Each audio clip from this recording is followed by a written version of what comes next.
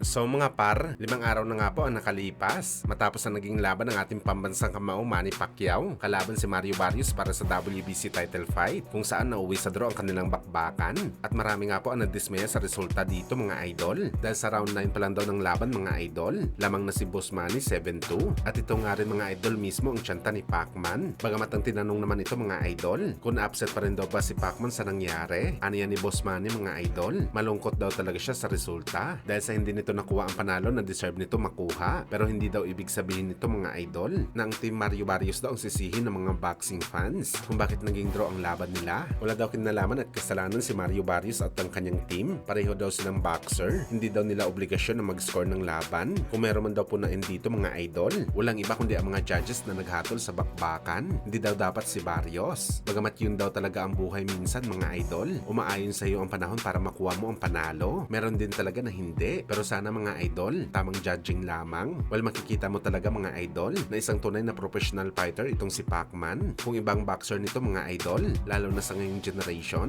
siguradong pinapaulanan na nito ng batikos ang kampo ni Barrios at isisi kay Barrios kung bakit naging draw ang laban. Ito yung galawan ng mga wannabe pro boxer. Pero si Pacman mga idol, pinagtanggol pa nito mismo si Barrios sa mga batikos sa kanya matapos ang draw ng resulta ng bakbakan. Pero kung sakaling nagkabaliktad ang sitwasyon mga idol, na si Barrios na naging lamang sa mata ng mga boxing fans at naging draw ang laban, malamang karumal-dumal na batikos ang tatanggapin ni Boss Manny. Kaya so pinaburan ito dahil legend, pinaburan ito dahil A-side. Siguradong itong maririnig natin mga idol kapag nagkabaliktad ang sitwasyon sa naging laban ni Pacman at Barrios. Buti na lang talaga si Boss Manny ang medyo lamang sa laban.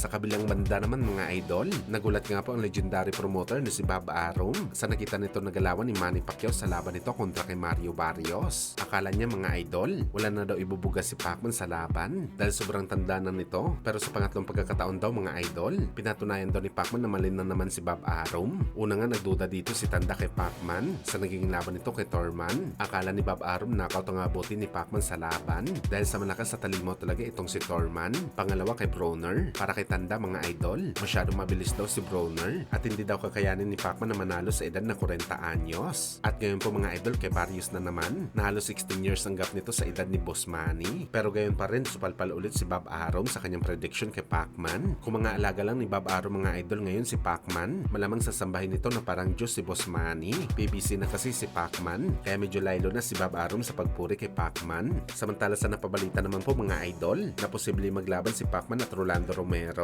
para sa WBC title fight sa welterweight. Kumambyo na po si Bob Arum mga idol. Papanig na siya kay Pacman para manalo. Base daw sa nakita nito na galawan ni Manny Pacquiao mga idol sa laban niya kay Barrios. Sigurado sa tanda na panis daw si Romero sa 46 anyos na Pinoy legend.